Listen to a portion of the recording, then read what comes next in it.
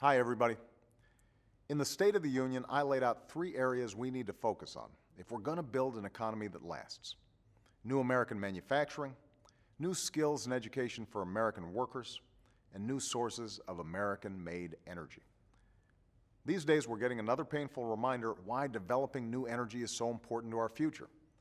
Just like they did last year, gas prices are starting to climb. Only this time, it's happening earlier, and that hurts everyone. Everybody who owns a car, everybody who owns a business. It means you have to stretch your paycheck even further.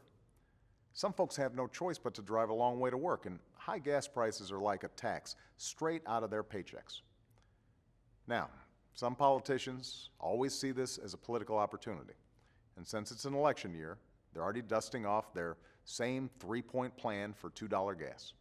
I'll save you the suspense. Step 1, according to them, is drill. Step 2 is drill. And step 3 is to keep drilling. We hear the same thing every year. We've heard the same thing for 30 years. Well, the American people aren't stupid. You know that's not a plan, especially since we're already drilling. It's a bumper sticker. It's not a strategy to solve our energy challenge. It's a strategy to get politicians through an election. You know there are no quick fixes to this problem, and you know we can't just drill our way to lower gas prices.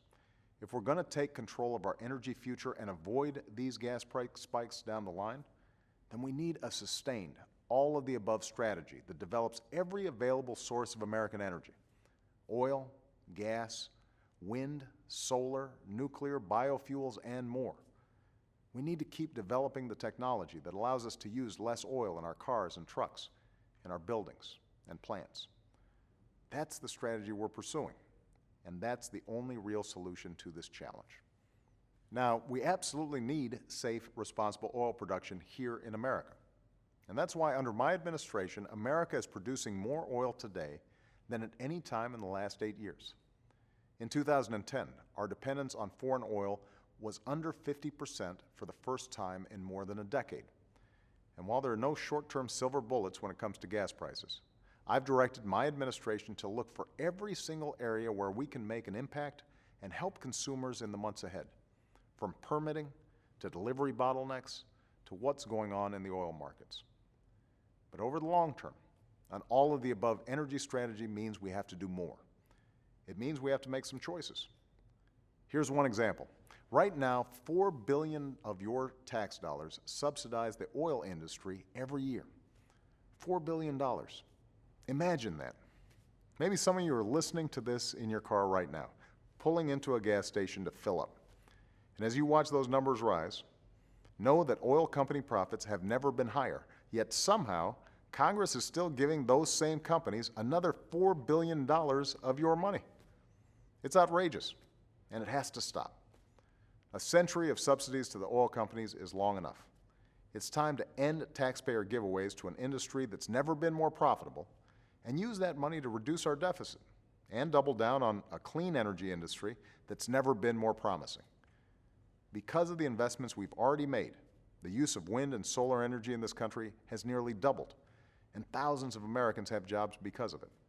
And because we put in place the toughest fuel economy standards in history, our cars will average nearly 55 miles per gallon by the middle of the next decade, something that over time will save the typical family more than $8,000 at the pump.